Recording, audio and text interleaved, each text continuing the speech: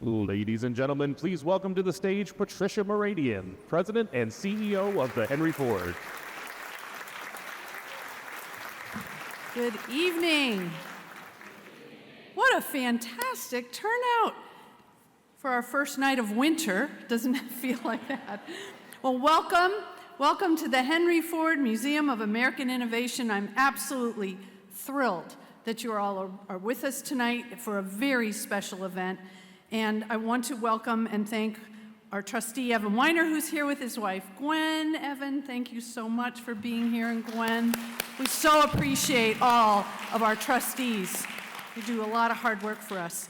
And this is such a great crowd tonight. I appreciate that you braved the weather, so thank you for that. And your support, all the support you give us, makes inspiring programs like this possible.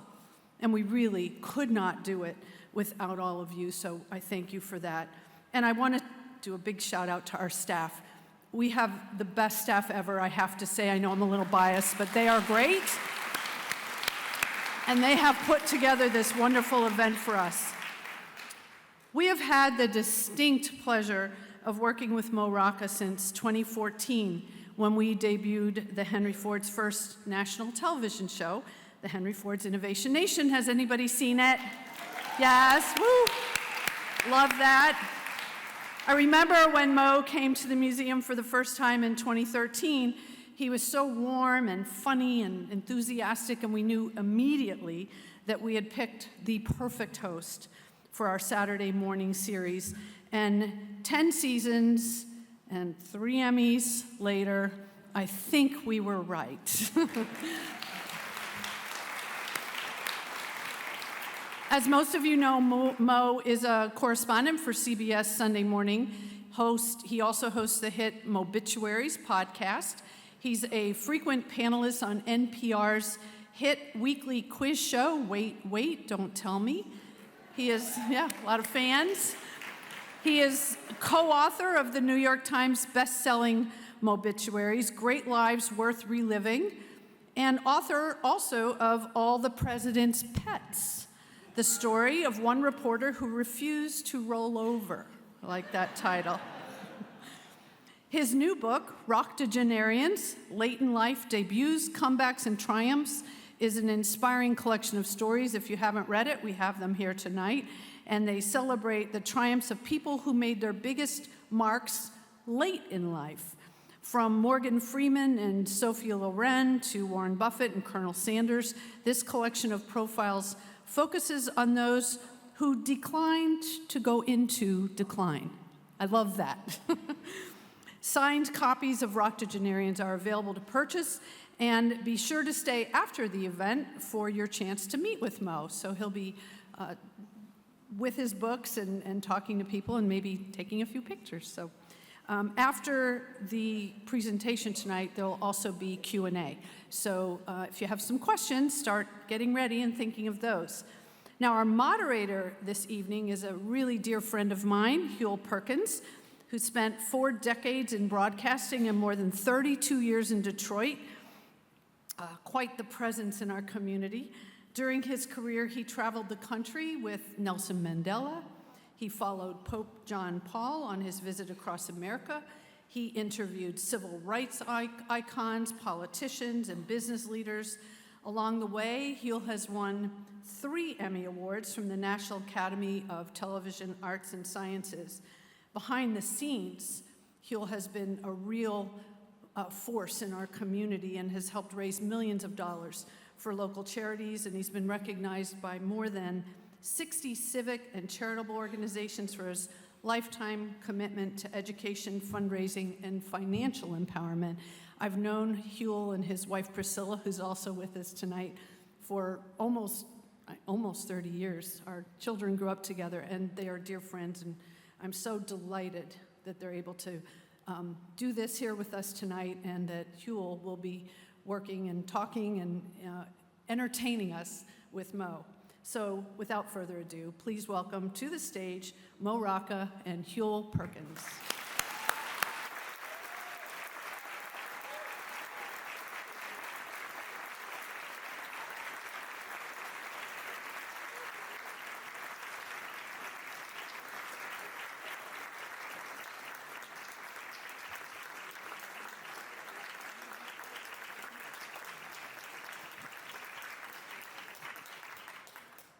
Have a seat. Thank you very much. Thank you, Huel. First of all, let me tell you that this is like a family coming together.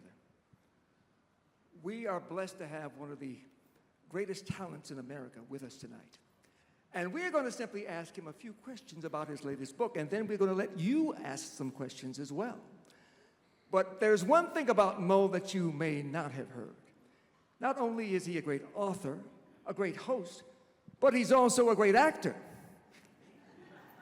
Mo debuted the role of Milton the Accountant on The Young and the Restless. That's right. Thank you. And last year was invited back for the 50th anniversary of the very show, Young and the Restless, as Milton the Accountant. And thank you, Huel, because it does not get the attention it deserves. Thank you. Well, you've heard of Wait, Wait, Don't Tell Me. Well, tonight you don't have to wait. And Mo is going to tell us everything. Let's begin with, how did you come up with the concept of this new book? How did I come up with the concept of this book? Well, I am interested in any project where I can learn and I can be inspired. And so I'm 55 now, and so I'm ready to think about what my third act will be. And so the folks at Simon & Schuster said that they were interested in a book about people achieving greatness later in life. And my co-author, Jonathan Greenberg, and I thought this was the right project to kind of look at people in aging in America, where ageism is real and is really stupid, and to look at the phenomenon of people breaking out or peaking or coming back in the third chapter of life. But what we found is that this was something that is not a new thing. It's been happening for a long time. There have always been people in their 60s, 70s, and 80s achieving greatness. And as I said, it's just fun to delve into these stories, some of which I was vaguely familiar with, some of which I didn't know about at all before we began this project, and find inspiration in them. And I also have to say, I mean, to put it bluntly, old people are my jam. Like, I'm kind of, you know, I've always gravitated towards them in the projects that I've done. And, you know, I have a few theories as to why that is. That was the next question. Why? Okay. Well, I had older parents growing up. I think that's part of it. I was never embarrassed about this, but my father, for instance, you know, to him, Elvis Presley was new. Like, he was of the Bing Crosby generation. And so I always felt like I had a little bit of a key to the past, and a real feeling for it. And I also have found in my work, especially when I had a cooking show where I went around the country, and I did an episode in Palmer Woods here in Detroit with an amazing grandmother named Clyda Ellison. But I went around the country cooking with grandmothers and grandfathers in their kitchen. And what I learned doing that is, and this is a generality, but the older you get, the less you care about what other people think of you. And I think it's where, and boy, I hope to get there, you know. And so it makes sense that people who are it makes sense that there's a lot of great achievement that happens late in life, because, and the subjects of this book, the people in this book attest to this. Their minds are less cluttered. They're more unfettered. They're more willing to act and to go for it. And so I have found in my career that the qualities that we ascribe to younger people, sort of go it alone, do it his own way or her own way, are more likely to apply to older people. I think you wrote, to paraphrase what you said in the book, is that the common thread in this book applies to every one of your profiles. And that is, these people think that late life should never mean surrender. And that's especially true of one of the first people you profiled in the book, Colonel Harlan Sanders, who was not really a colonel and apparently not successful at all until he reached the age of 65 or 66. Yeah. Well, you know, the story of Colonel Sanders, of Harlan Sanders, I don't think ever gets old. And we started the book with it because it's such a bracing story. You Harlan Sanders had a 7th grade education, had done all sorts of jobs helping to support his family growing up. He was a midwife at one point. And he was living his life, and he was doing fine by the time he was in middle age in the small town of Corbin, Kentucky. And he had a chicken and biscuits joint attached to a Shell gas station. And then in the 1950s, a highway came through, and it bypassed the town. And the bottom fell out of his business. He had to sell it at loss at auction. And look, this happens to people. I mean, you remember the movie Psycho, right? It happened to Norman Bates. The highway bypassed his motel. Harlan Sanders responded in a much more constructive manner. And so what he did is he was 66 years old, right? He was a year past what was really then the retirement age, accepted retirement age.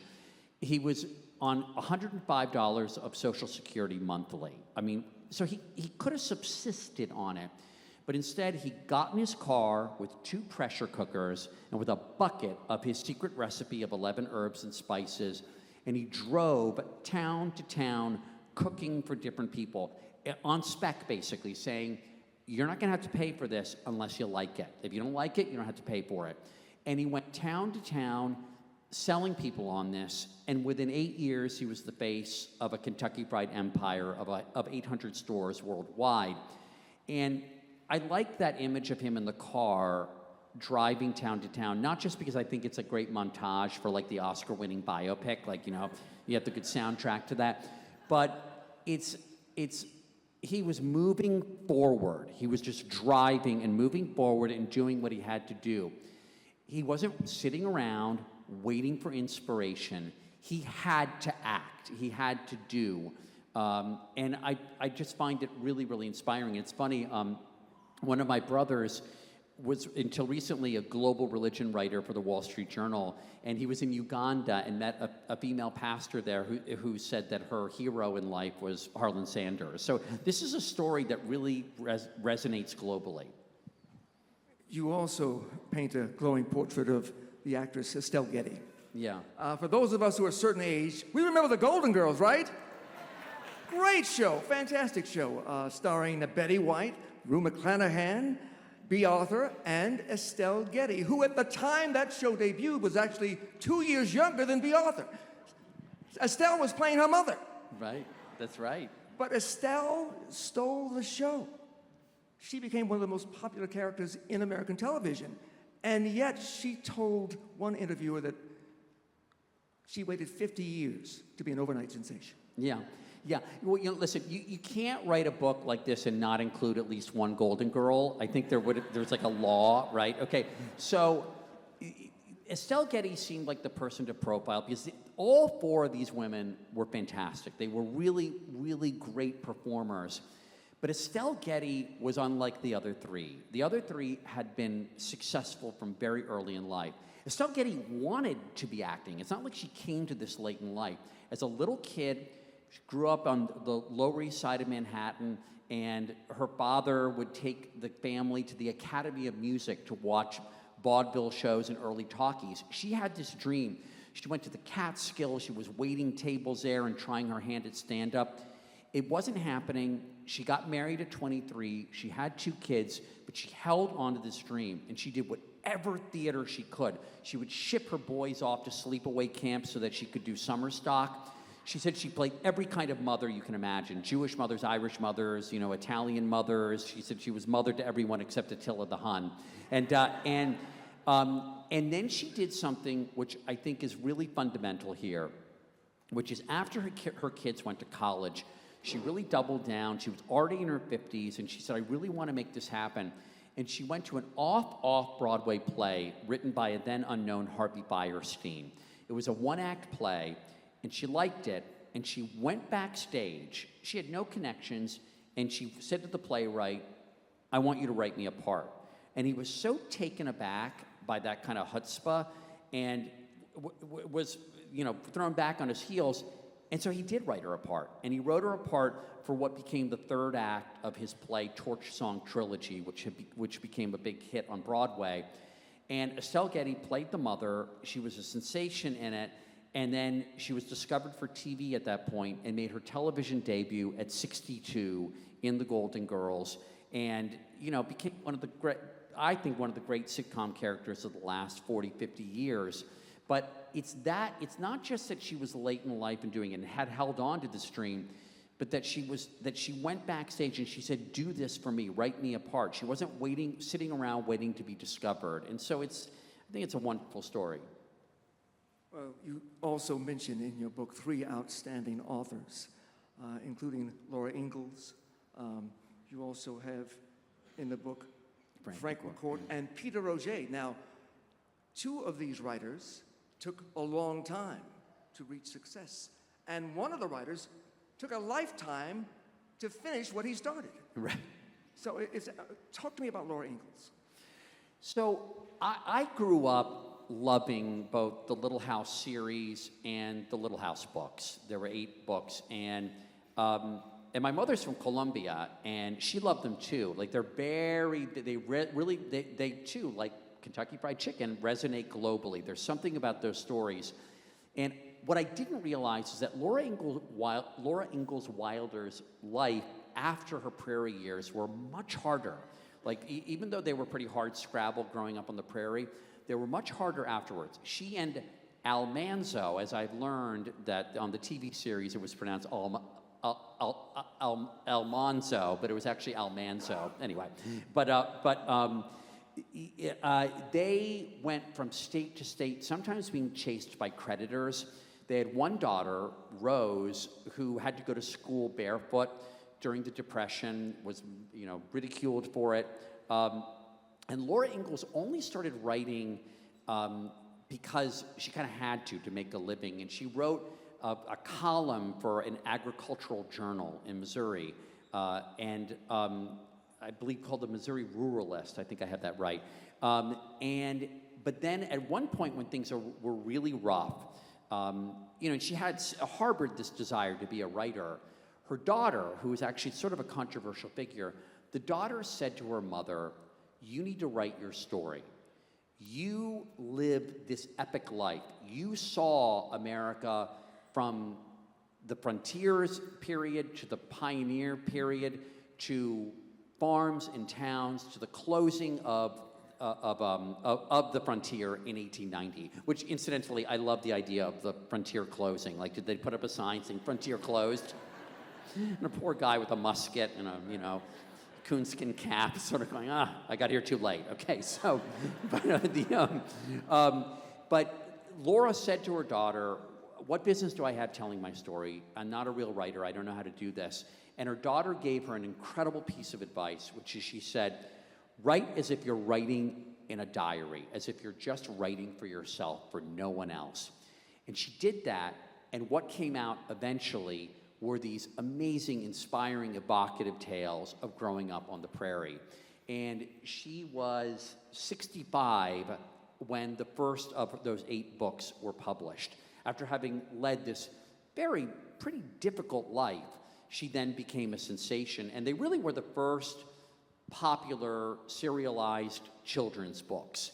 And she had tried writing a more adult book, which was posthumously published, but it was a great editor who told her, no, these should be written for children. And I love her story, and I love Frank McCourt's story, because these are 2 people who doubted, and I think a lot of people can relate to this, who doubted that their stories were worth telling.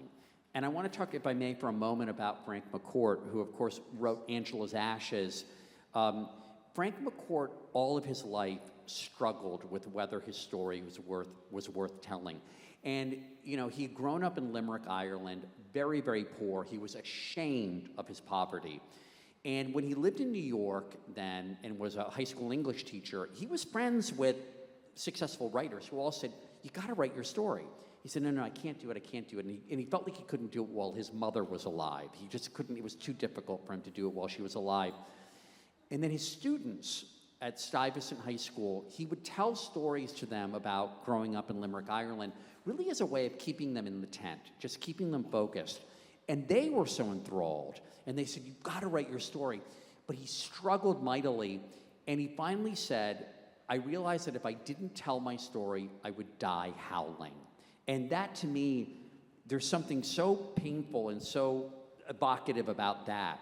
He finally told the story. It was published when he was 66. It sold 4 million copies. I mean, Angelo's Ashes, my God. And he later said, it took me 2 years and all of my life to tell this story. And I think part of what's so compelling, I think, about this is that, to me, there's little that's sadder than somebody who goes to their grave feeling like their story wasn't worth telling.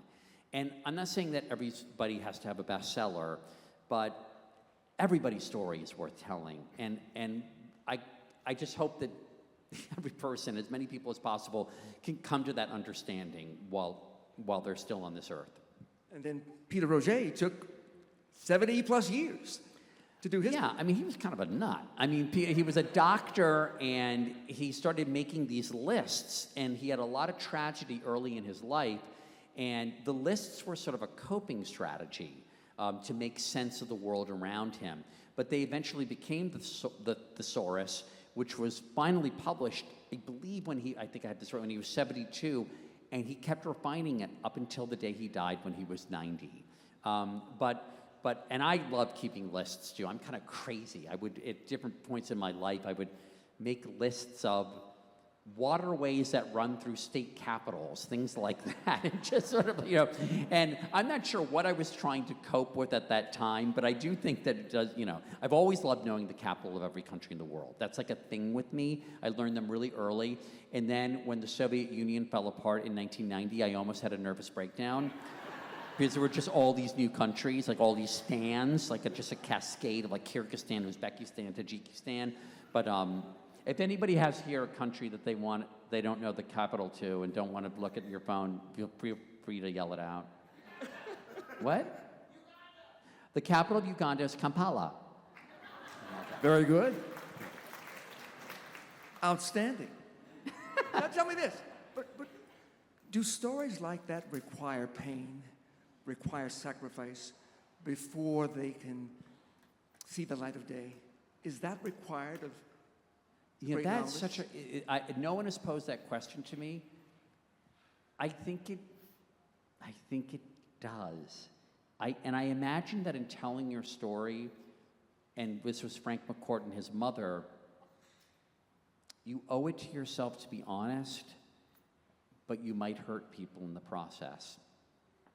Thank you for asking that question, because I think the audience can sniff out when it's not the truth, when it's inauthentic. And I know different people feel different ways about this. The columnist, I'm suddenly thinking of the columnist Frank Bruni, who wrote a book about, much about his struggles of weight throughout his life. But I remember at one point he said, I'm not going to talk about people in my family who are not alive because they're not here to consent to it. And I respect that. But I think other people make a different choice. And I think either way, it's got to be difficult. Yeah. And some, but if you're telling it just for yourself, I think then you really do owe it to yourself to be brutally honest. We learn something from the telling of the story, no matter how difficult it may be. I think so. I think that other people will, the more specific it is, isn't it a weird thing? I have found even just in television segments, the more specific you are, the more universal. I'm trying to think of a good example, but if you think, I'm just going to make this general, because then everyone will get it and will relate to it. No, then no one will get it and no one will relate to it. But Frank McCourt describing what musty wool in the constant damp of Limerick, Ireland, what that smells like and how it feels. You don't need to be from there to suddenly start scratching yourself and feeling how miserable that must have been. Well, you touch on some difficult subjects in this book, a book that is engaging, entertaining, and also ultimately inspiring. Everybody in this room can learn something from the stories that you read in this book. Late age, old age, is not the end. In many cases, it's just the beginning. And that's especially true of some of the war stories that you mentioned and the war heroes that few of us know about. When we think of war, most of us think of young men on the battlefield, but some of America's greatest patriots were in their 70s when they took up arms. During the Revolutionary War, it was Samuel Whitmore who went to battle. In the Civil War, it was James L. Burns. Both men, civilians, not in uniform, but who decided they would risk their lives for freedom. Well, first of all, can you please voice the trailer for the movie that's made about this? Because I'm getting so excited. I want you to tell me, really, thank you. So Samuel Whittemore is a 78-year-old codger who is living in Concord, Massachusetts on the very first day in 1775 of the American Revolution during the battles of Concord and Lexington.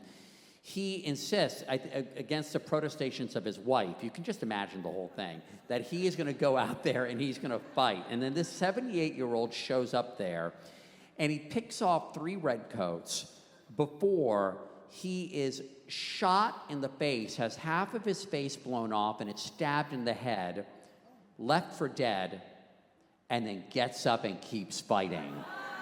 I mean, that's the spirit, right? I mean, this guy was just crazy, and he lived until he was in his 90s, and eulogized, and he didn't need to be mythologized because he was real.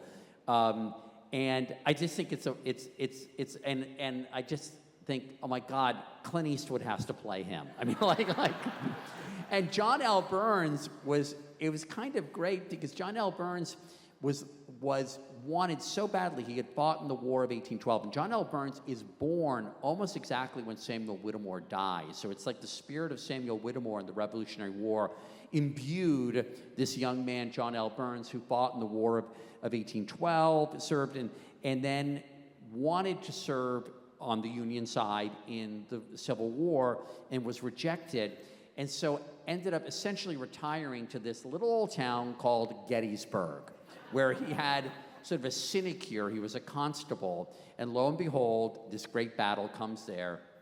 He puts on a uniform that is so outdated, they think he's a freak, and he then, I believe it's a Wisconsin militia that basically takes him in, and he fights, and he's later meets Lincoln afterwards, and he too, his family was like, no, you are not going out there and fighting. But I talked to General Wesley Clark, I interviewed him for this book to talk about those soldiers, and he actually was unfamiliar with these stories, but he remembered waking up in Vietnam in a hospital while he was serving there and looking around at other injured men and saying, we are part of this fraternity and for life.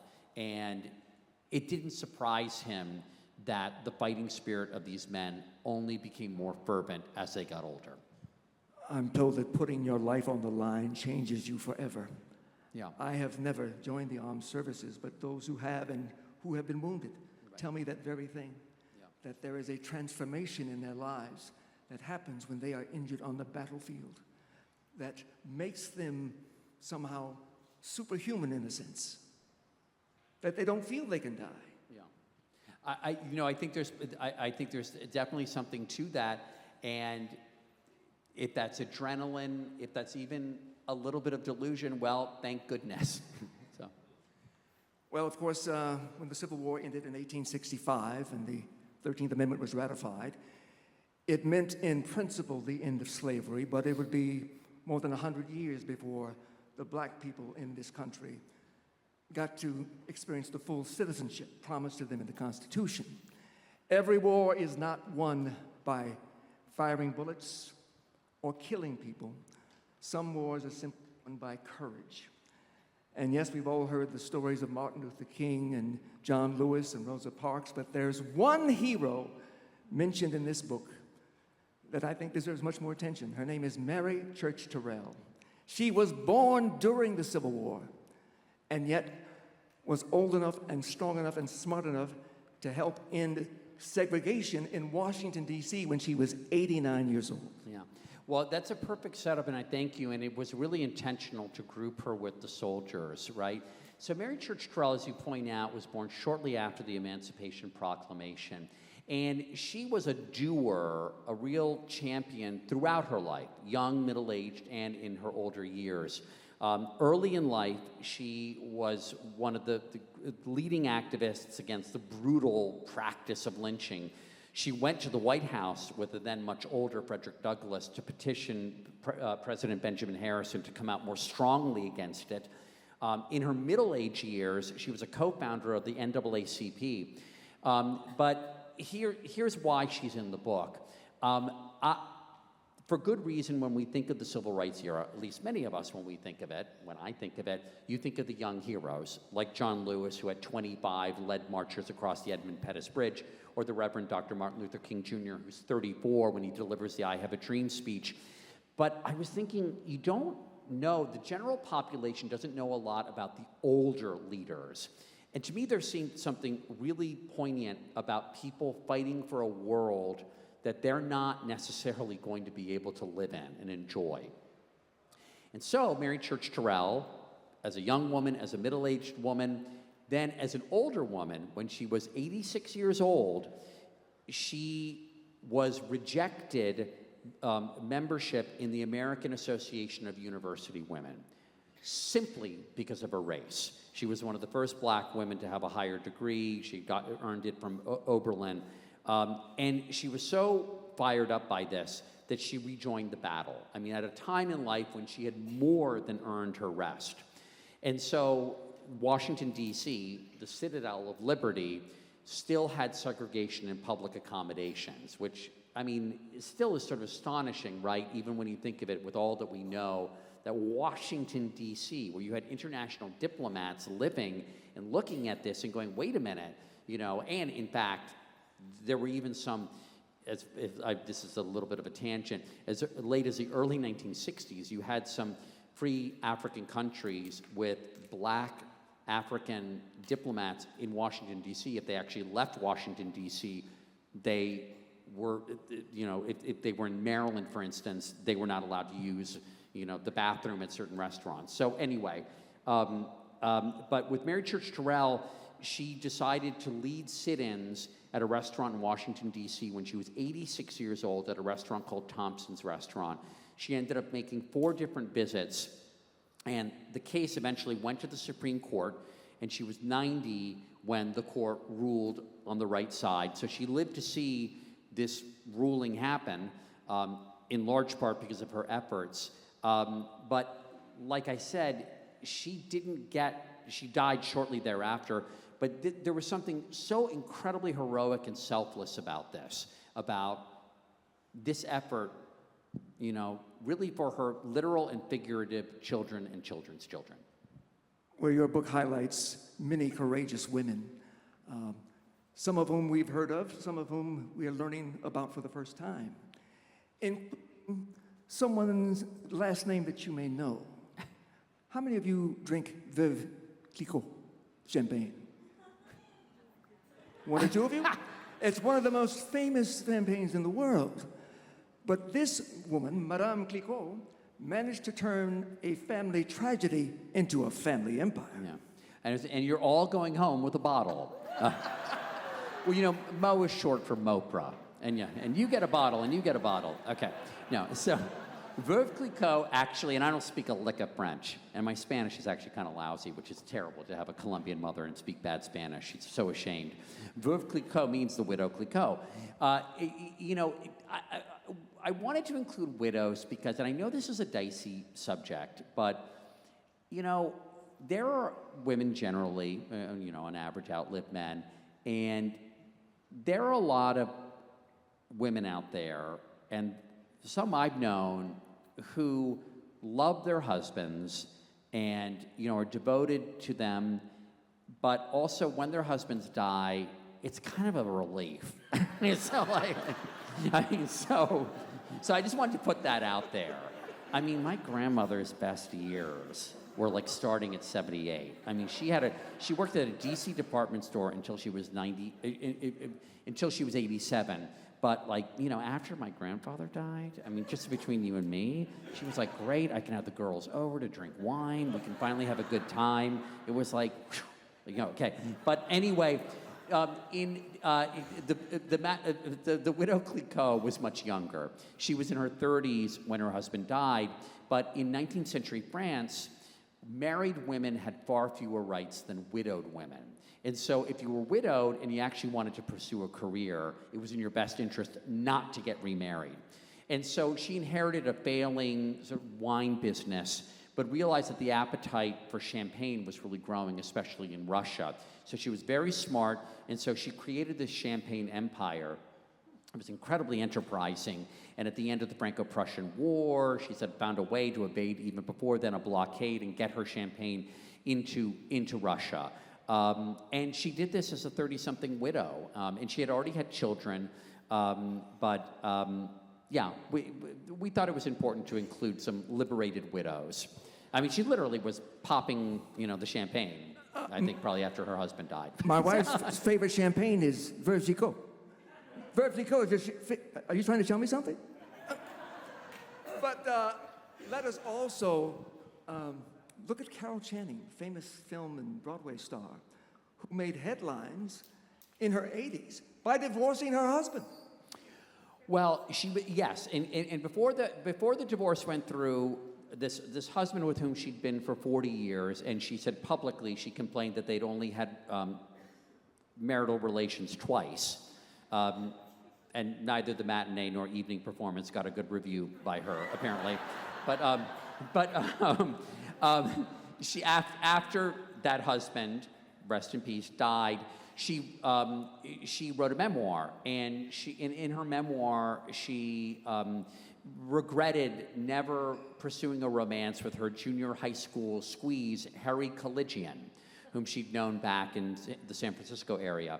A mutual friend went to Harry Colligian, who was still alive, and said, "Hey, did you know that Carol wrote about you in her book?" And Harry apparently said, "She did? Wait a minute, Carol's still alive?"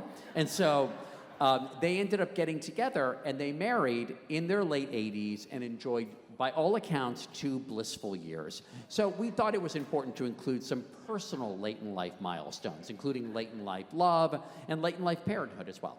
And late-in-life success, the swimmer Diana Nyad, who tried relentlessly to swim from Cuba to Key West, but finally did it at the age of 64. Yeah, so, you know, one of the things is that I think was important was not to sugarcoat the physical limitations that set in with age. So I didn't want to send the message that, oh, you can become like a decathlete in your 70s. I mean, you know, but Diana Nyad is one of those stories that just is mind-bending, right? So Diana Nyad had been a celebrity athlete early in life, and at 28, the big feat she tried to pull off was swimming from Cuba to Key West, and it didn't happen. It didn't work out, and she decided she was devastated, and she put the dream aside for 30 years. She said, "I'm not going to do this." But it kept gnawing at her. It kept like eating away at her. And finally, she tried again when she was 58. But what's so remarkable is that she failed again, and she failed 3 more times, but she kept at it. And that movie, by the way, where Annette Bening played her, it's such a crazy great performance because it really captures not only her determination, but her kind of monomania. Like apparently even the people that are closest to Diana Nyad, her most devoted friends, regularly want to strangle her because she's got one of those personalities that she did. And Annette Bening, I think, did a brilliant job of really portraying a warts and all, you know, portrait of her. But she did it when she was 64. So, you know, I mean, what more can I say? I mean, it just went from Cuba to Key West when you're 64. But you make an important point. As we age, we all feel a decline in physical activity, in physical accomplishments.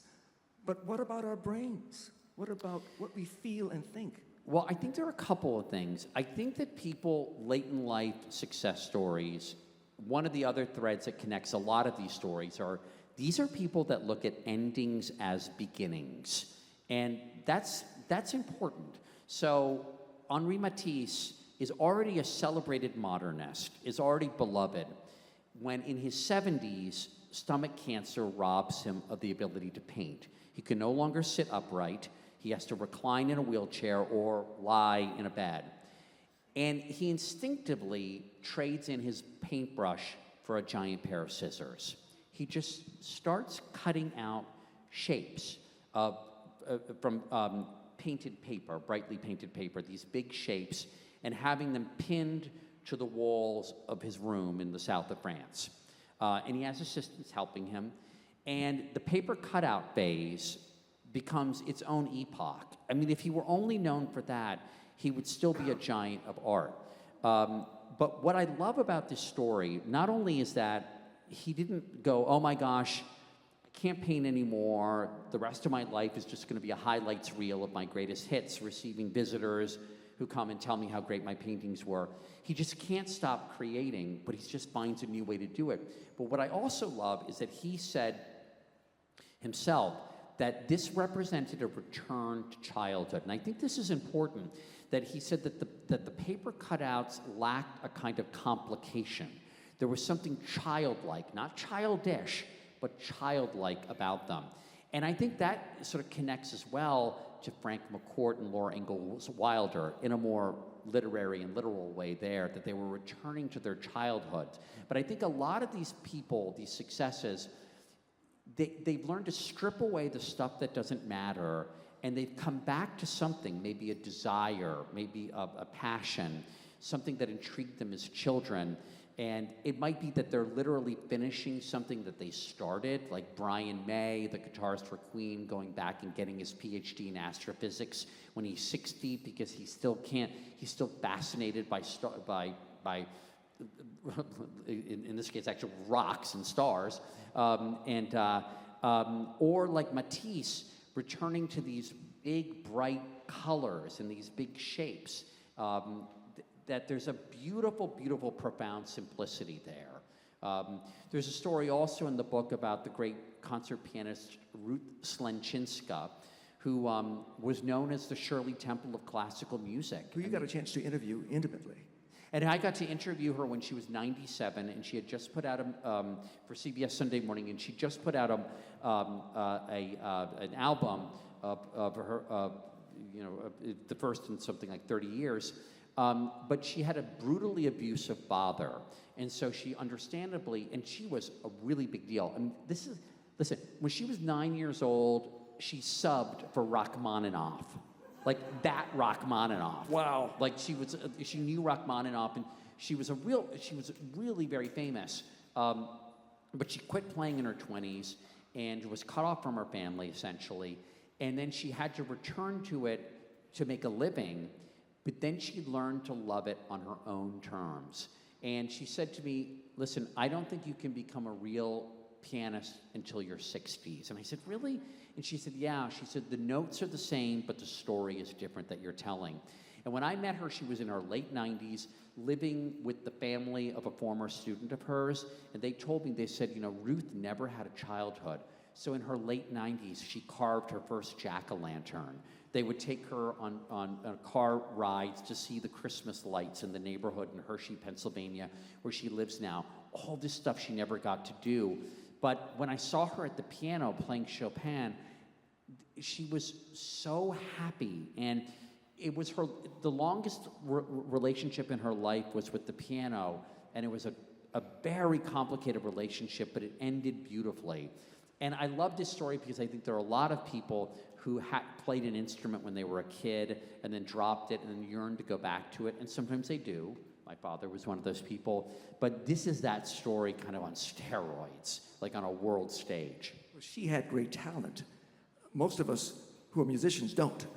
I want to be a rock star. It'll never happen. But her childhood, you write about one episode. She was performing in concert. She was receiving a standing ovation. Somebody ran up to her and presented a doll to her. And her father reacted. Her father ran up and snatched the doll away from her. He would chase her around the apartment with a stick. He was a frustrated, this is important, I think, he was a frustrated violinist who had been injured during World War I. And so what he couldn't do, then he saw talent in her as a baby really early, and then just basically imprisoned her. So it's a horror, it's like it has all the brutality of like a fairy tale,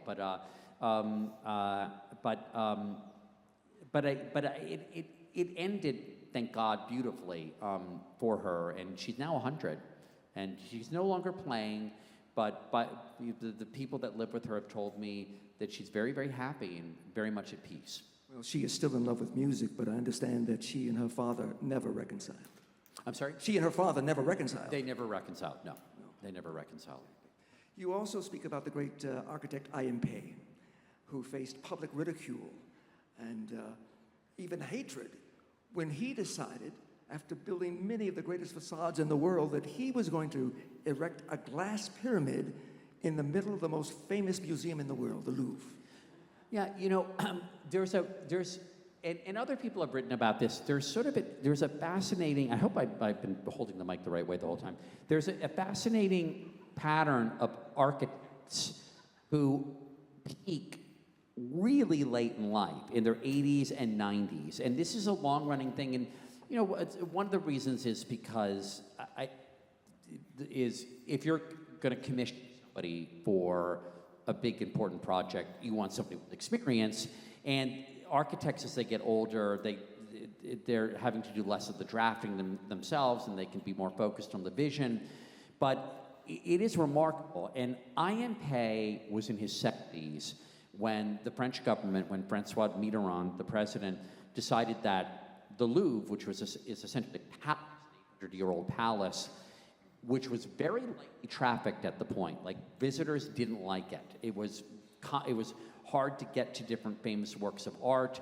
It was uncomfortable. There were too few bathrooms, and the spaces weren't connected in the right way, that it needed an overhaul. So they brought in I.M. Pei, obviously a Chinese American, and which was already controversial enough with its great, you know, jewel of French culture.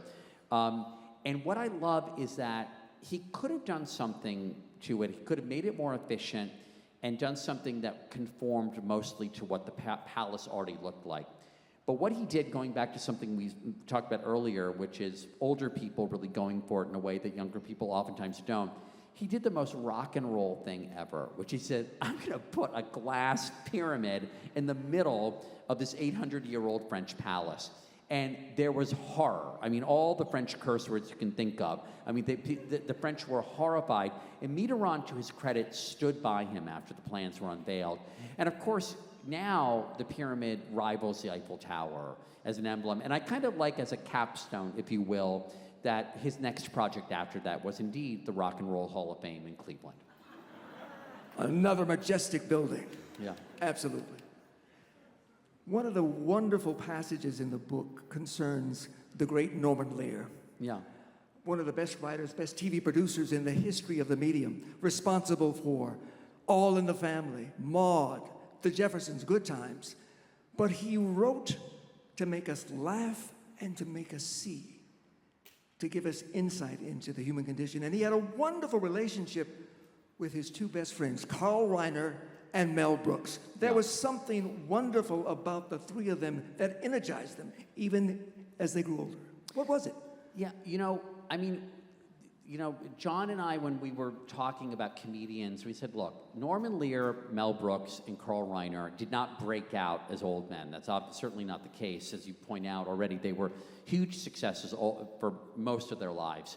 But collectively, it's, I think, undeniable that they are largely, they are responsible for a big chunk of what all of us find funny and what we've laughed at, you know, over the last 75 years. And there were certain similarities. They were all veterans, military veterans. They all, though, were pioneers in comedy in different ways.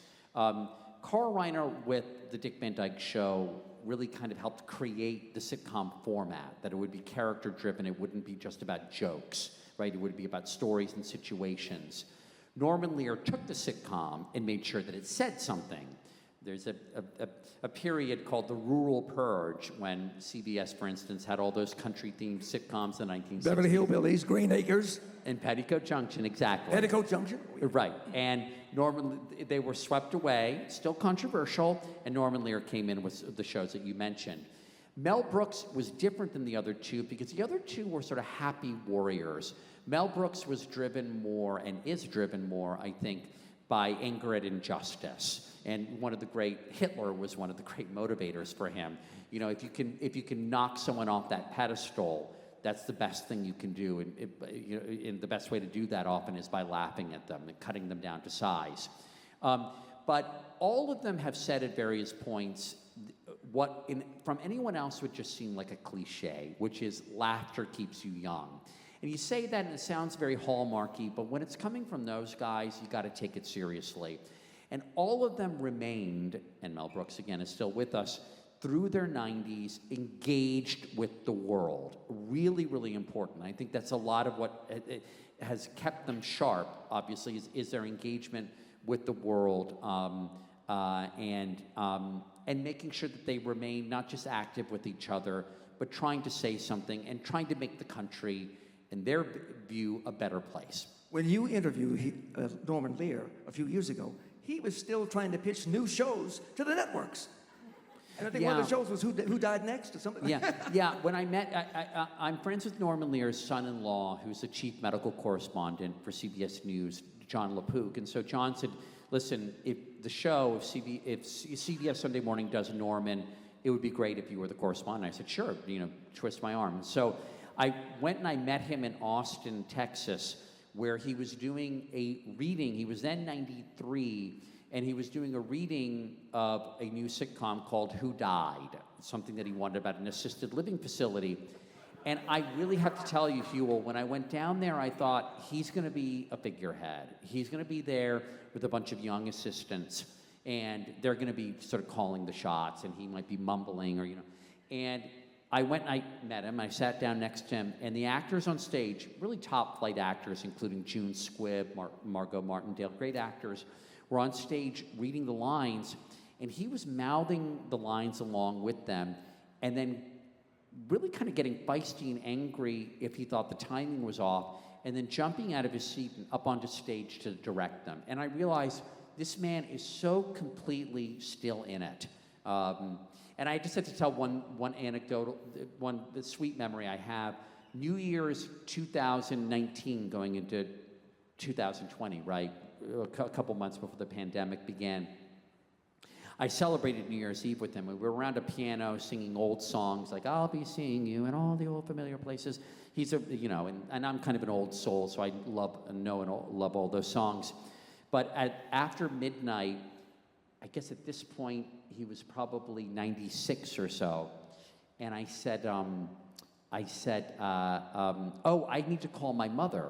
And he said, oh, your mother, how old is your mother? And I said, she's 93. And Norman was 96. And he just looked at me and he said, she's just a kid. Which I loved. But she is your mother, and you love your mother. And she is in the book as well. Yes. In fact, she wanted you to write about her. Yeah. But I can imagine interviewing your mother must have been fascinating, but in one sense frightening as well. Yeah, I mean, my mother's very, very private. I've now given away her age. Usually what I say is, I can't tell you her age, but she's 4 years shy of a very big birthday that has 3 digits. But she surprised me, and she said, she's an immigrant from Colombia, and she said, are you going to write about me? And at first I thought she was kidding. And then she asked again. I went, okay, she's serious. So I did that thing that we all know we're supposed to do if we have the opportunity, but we drag our feet doing, most of us, which is I sat down and I interviewed her. And it was, I'm not sure that it was scary. It was just, I felt pressure. But more than that, I was intrigued and touched by the fact that she wanted me to write about her. Because what it told me is something that I didn't think was true before this, which is that my mother had come to believe, or at least wanted to believe, wanted to convince herself that her story was worth telling. Because I think my mother didn't think that before. And so I think she saw me working on this book, and then she said, "Are you going to write about me?" And there was something, and it could have been just that she suddenly said, "Okay, I need to leave my story behind for you and for my grandkids." And so as she began telling her story, one of the chief sort of like the cloudiest part for me, I knew as a kid that my mother came from this place that seemed very far away. And there were certain stories about growing up in Colombia that seemed almost shrouded in mist and kind of like a fog for me. But I knew that as a very young child, her father had brought her as an infant and her siblings, the ones that were then alive, to New York from Colombia, and that they'd left a few years later. And I also knew that he had come up, and his timing couldn't have been worse to pursue the American dream. He'd come up in the fall of 1928. So the timing could not have been worse, because the next year, the fall of 1929, the stock market crashed. And he had to make what is sort of the most humiliating, what I call reverse commute, which is going back to the country, we don't say third world anymore, but third world country that he had come from in hopes of making it with his family, with a few more mouths to feed, because they had more kids. There were now 7 in all by the time they went back. 5 in all by the time they went back. They'd have 2 more later. And so my mother's father, remained a very gloomy guy until the rest of his life, feeling like a failure. And that weighed on the whole family.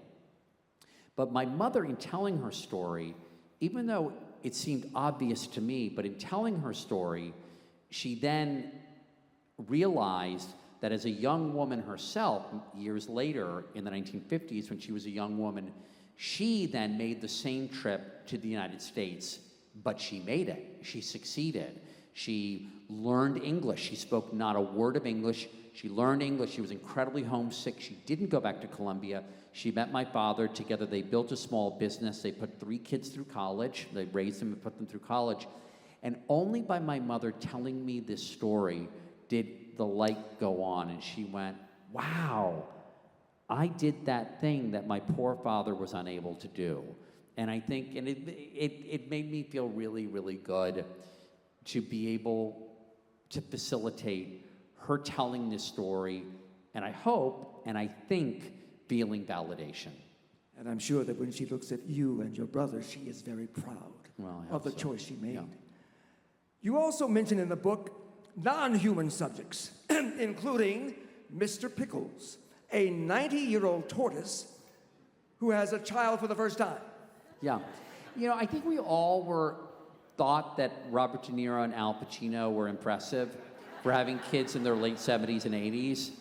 But they don't hold a candle to Mr. Pickles, the Houston Zoo tortoise, a radiated tortoise who, at the age of 90, became a first-time father to 3 adorable little turtles named Dill, Gherkin, and Jalapeno.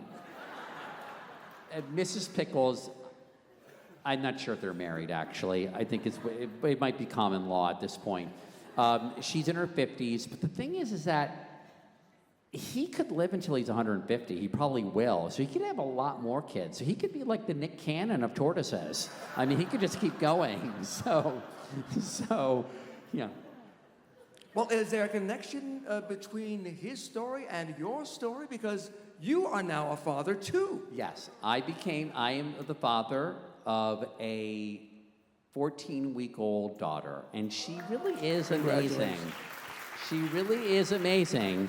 And so that is my late in life comeback. So that's what I'm going to be spending the next 25, 30 years, hopefully longer. Well, when I think about a young Mo Rocca, on the floor of his parents' home, rifling through the 1974 World Book Encyclopedia. Nothing better. Nothing better than. Hey, listen, she's going to think that Gerald Ford is still president, and that the most popular television show in America is All in the Family, and that they're, yeah. No, because I still have my 1974 World Book Encyclopedia. We were not a Britannica family. We were Americans. We were World Book. No, I love my World Book Encyclopedia so much. I still have it, friends. Mo Rocca, welcome home. Thank you, Huel. Welcome Thank you home. very much. This was really a delight. Thank you. But we're not done. It's now your turn to ask questions. We have microphones in every aisle, so if you want to ask a question of Mo, just come to the microphone, raise your hand, and fire away. Do I see someone coming up to the I microphone love right question. now? Thank you, sir. Hi, Mo, Joe, nice to meet you. Huel, legend. Question for you, Mo. Is there anybody, I have a tendency to ruin things for myself. So my question for you is there anybody that in doing research for the book, you looked into their story and thought, they're not going to make the cut, and maybe I wish I didn't know this about them? Well, there is a 2-page spread on people who screwed it up at the last point. Because there are people like that. So they include President John Tyler, who wasn't the worst president, our 10th president. He's the one who succeeded William Henry Harrison, the guy who didn't wear a hat and gave a 3-hour inauguration speech and died after 31 days. And so he set a great precedent about presidential succession. But then he went and he ran for the Confederate Congress at the end of life. And he was elected to it, but died before he could serve. And the New York Times called him a disgrace. And I did include, for a variety of reasons, I steered clear of contemporary politics, but I had to include Rudy Giuliani in that category. Yeah. Because, I mean, sometimes it's just best to do nothing. You know, you were the mayor, and it was not a controversy-free tenure, but a lot of good things did happen under his mayoralty. But boy, he really bleeped the bed after that. And Phil Spector is in there too, because we all love the Wall of Sound, but my goodness, no, you just don't go killing people. Yeah. Thank you. Of course. Sometimes just do nothing last third of your life, and you'll be better off. We have a question right over here. Hi, Mo. Hi. My name is Thomas, and I am a freshman at the University of Michigan. I'm just curious if you have any advice for young people like me trying to be successful young in life rather than later in life. I can focus on that part later. Okay. So I think what you need to do is I know this sounds so general, but you need to own what you're interested in and pursue it, even if there's not a 5-year plan associated with it. Here's what I mean. When people would say to me, like, you know, but what do you want to do in 5 years or whatever? And I would feel guilty for not having a great answer. And then I thought, wait a minute, 5-year plans were a disaster for the Soviet Union. So I'm not going to do a 5-year plan. But the smartest thing I ever did is, it's a little bit of a long story, so I'll just cut it down and say that I became super interested in presidents that you can't remember were actually president. The guys between Lincoln and Teddy Roosevelt, they've got a lot of facial hair. They're usually from Ohio. No one remembers them. And I started visiting their homes, and because I wanted to see who worked at the home of, say, Benjamin Harrison, who aforementioned Benjamin Harrison, or Rutherford B. Hayes. Because if you work at Monticello or Hyde Park, you know, with the FDR, people are already interested the moment you walk in. But who's volunteering to work at the James Garfield House in Mentor, Ohio? And I remember at the time people saying, well, what are you going to do with this? Why are you going around visiting these places? And I did not have a lot of money. It wasn't like I was doing this on the cheap. And I said, I don't know. I'm just interested in this. And that's how I ended up on The Daily Show with Jon Stewart, because I ended up finding really quirky stories, and I feel like there's a lesson there that I didn't go, well, wait a minute, I've got to map this out exactly how I'm going to become a success.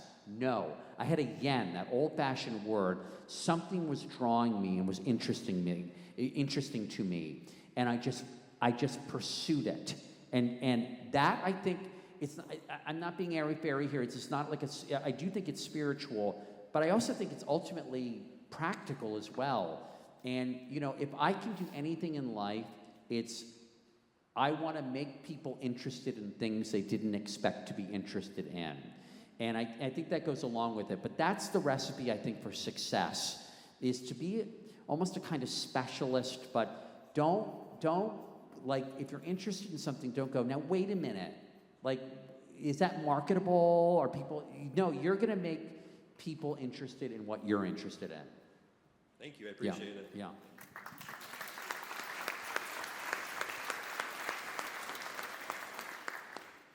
Oh, well, now I have a lot of questions, but my original question was, who didn't make the cut for the book?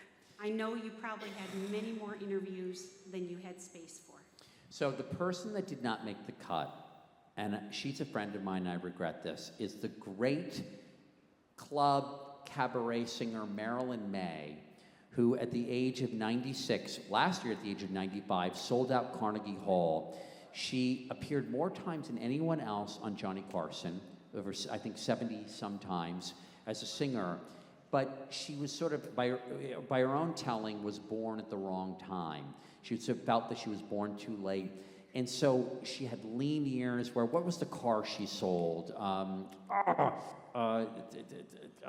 It was a car that she would do ads for, and that's how she got a car. They'd give her a car for the year. She really struggled, and at 77, she sang in a small club in New York City, and the New York Times happened to be there, gave her a rave review, and suddenly she made this great comeback at 77.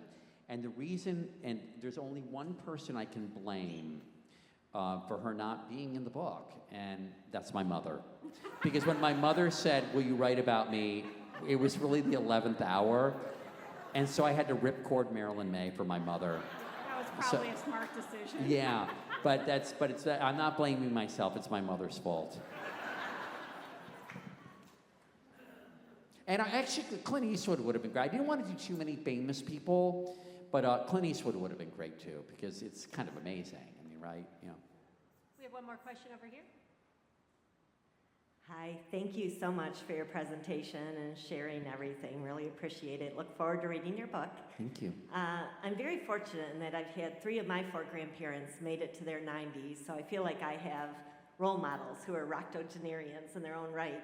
I am curious if any of your octogenarians that you write about, if any of them mention role models or mentors that back in the day made it into their 80s or beyond, or octogenarians that were their role models along the way. Oh, okay.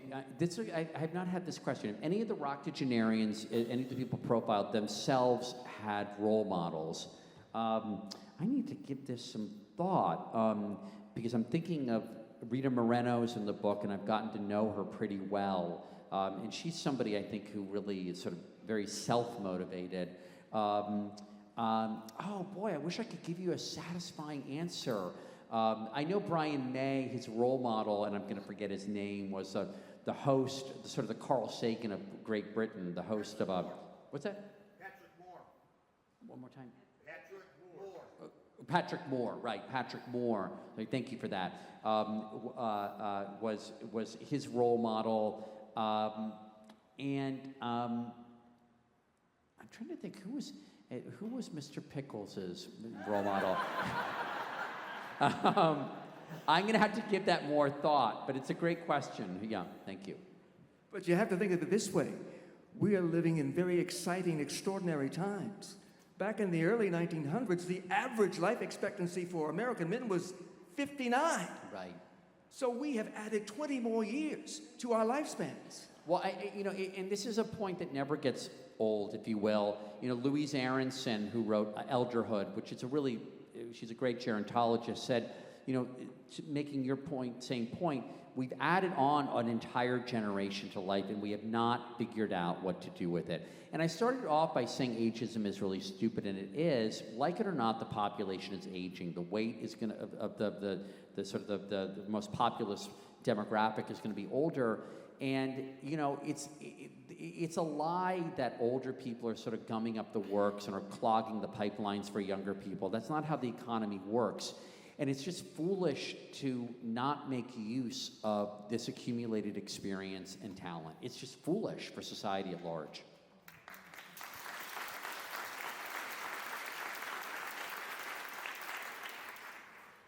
Hello, Hugh. Hello, Mo. With the exception of your mother, who's the most interesting person that you've interviewed? Oh, the most interesting person that I've interviewed. Gosh, I've been able to interview so many. There are people that I've really liked personally. For some reason, I had a real rapport with Bobby Orr, the hockey legend, and you know, you might be surprised. I'm not a big ice hockey person, and I knew Jack about it before I got into it, and it's crammed on it. And the most interesting person that I've interviewed, I mean, Ruth Slenczynska would be one of them, the 97-year-old pianist. Oh my goodness, I've been fortunate to interview. I love the writer and show creator Lee Daniels. I found a really, really interesting person and a really open thinker. Yeah, I've been fortunate to interview a lot of interesting people. Thank you. Thank you. Yeah. You have one more question? So I know that over the arc of your career, you sort of did get an earlier start in your education, in your career in media and so forth and so on. But I'm curious to ask you, because you've had so much experience with people who really did get a late start, and you've done such a great job at showcasing them. What does a person do who, as they've gotten older, has accumulated some scar tissue, had a few knocks, still full of great ideas, but just been through a lot? How do they get past that obstacle that probably prevents more people from accomplishing their potential than anything else, and that's fear? I know. I was hoping you were going to say that, and I thought that's where you were going. I wish I had a better answer for it. I'm thinking, there's a story of an architect, Yasmin Lari, the first female professional architect in Pakistan in the book. And I don't want to be too roundabout here, but I want to very quickly point this out because I think there's a lesson in it. She spent her life saying, oh, I'm going to give back, I'm going to give back. She was a starchitect doing really glossy, high commissions. And then finally there was an earthquake in 2005 in Kashmir that killed 80,000 people and left millions of families homeless.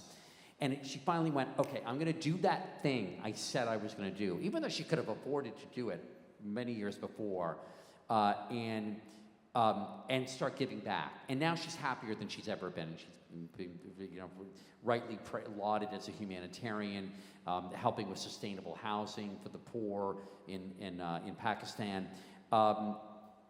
And my question in looking at that story is, what was keeping her back? Because I meet people who have these dreams. I meet a lot of lawyers that are this way and won't allow themselves, and there's something that keeps them, the fear of failure. I mean, I can tell you what I tell myself when I'm afraid of trying something. This is going to sound kind of cynical, but all I think is, the nudge I give myself sometimes is I think, other people are so self-involved that even if I fail, they're not even going to be able to spend enough time thinking about my failure and making fun of it, because they're going to be on to the next thing. So I think that's part of it.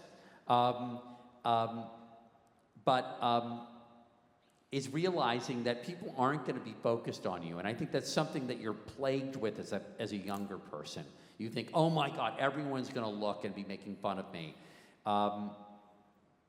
I wish I had a better answer to that, because I don't want to treat lightly your question, because there is real scar tissue that builds for people, and people are afraid of failing. I can just tell you that these stories tell me that as people get older, and this was counterintuitive to me, they become many people become less fretful, even though they have less time on the other side, and are more able to be in the present and just act. So, That's a good answer. So I appreciate that. of course, thank you. So you've interviewed a whole bunch of people, and I'm wondering, you talked a little bit about the fact that being unique as opposed to moving towards the general area, and you mentioned this fear factor. What are some of the patterns of characteristics that you found that have really allowed people to, or given them that spark to really perform later in life as opposed to when they were earlier in life? Well, I'll repeat some of what I said here, but collectively, the patterns that I saw are people viewing endings as beginnings. I think that's a very big part of it.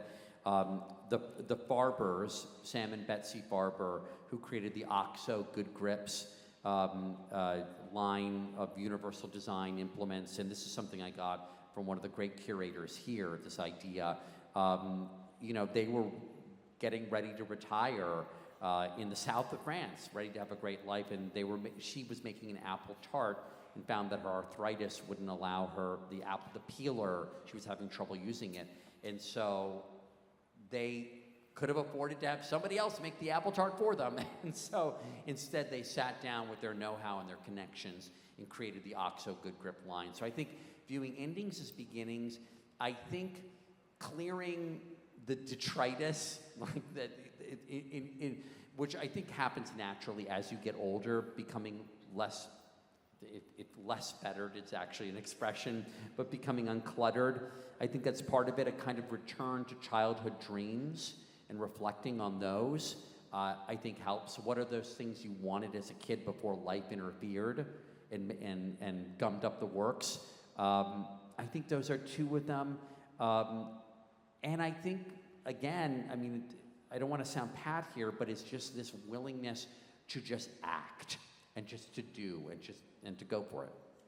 Yeah. Thank you. Yeah. Maurice Alberto Mo Rocca got a degree in English literature from Harvard. And while there, he was also president of the Hasty Puddings Club. So how would you have known even then what you would become now? It's impossible. How did I know? I didn't know, and exactly. I'm still figuring out what I want to do. I really do. I mean, I want to be a responsible adult and provide for my family, and so, but at the same time, I want to keep doing things, and I'm fortunate to have this opportunity. I want to keep doing things that I'm genuinely interested in. About 10 years ago, I made a rule for myself that of the various television and media projects I was doing, I wouldn't do something that I wasn't interested in. One of the reasons I loved hosting the Henry Ford's Innovation Nation is I had dreamed about this museum. I kid you not. I grew up in Washington, D.C. with the Smithsonian, but this museum absolutely holds its own against it. I knew about this museum. I thought it sounded so unusual that it had the collection of things it had. It had Lincoln's chair, and, the first steam engine. It had all these different things, and I thought, well, if I can host this show, I will be able to spend a lot of time in this museum learning with each episode, and then hopefully the contagion effect, getting other people interested in it as well. Yeah, so that's sort of what I'm going to continue doing, is just pursuing things that are interesting to me and hope that other people catch the bug. By the way, all 10 seasons are online right now. You don't have to miss an episode. Is there people you want to interview that you couldn't? Are there people that I wanted to interview? Yeah, well, I'm trying to think of ones that are alive. People that I wanted to interview that I couldn't. I can't. I guess I would have loved to have actually interviewed Morgan Freeman for this. That didn't work out, but we told his story anyway, which is a really fascinating story when it's sort of paired with Rita Moreno's. They were both in the electric company, but they were on very different paths, and how they sort of ended up in a similar place late in life was really interesting to me. So I didn't get to interview him. Other people that I didn't get to interview, I can't think of anyone right now. I think I've been fortunate that I was able to get through to people. Thank you. Thank you. Thank you.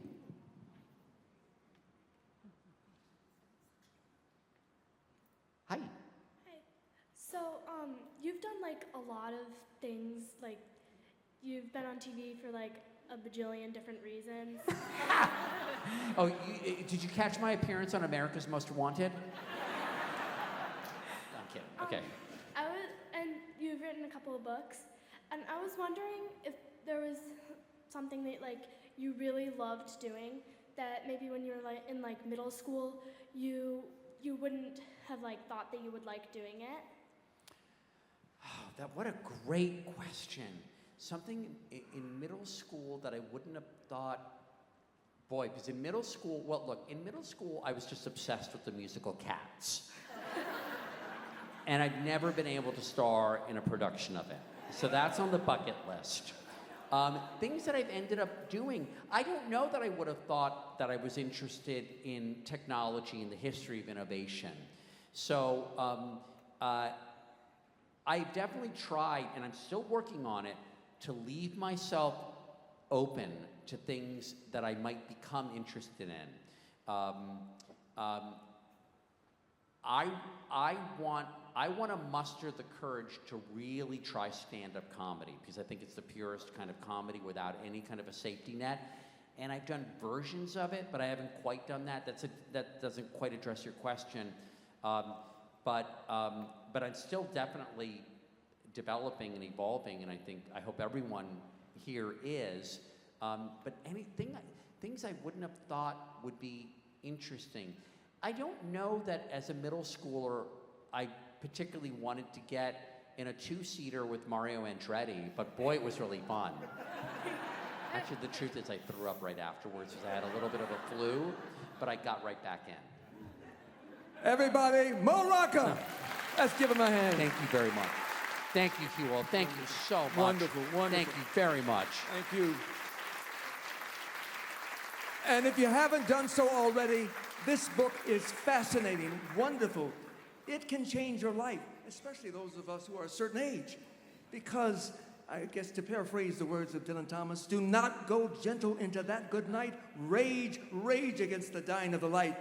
And to add something of my own, and have a good time doing it. Party, have fun, because life is wonderful. Live it up until it ends. But we thank you so much for coming. We appreciate it. Thank you. Truer words, truer words. Thank you, Huel, so much. Thank you. Thank you very much. Thank you very much.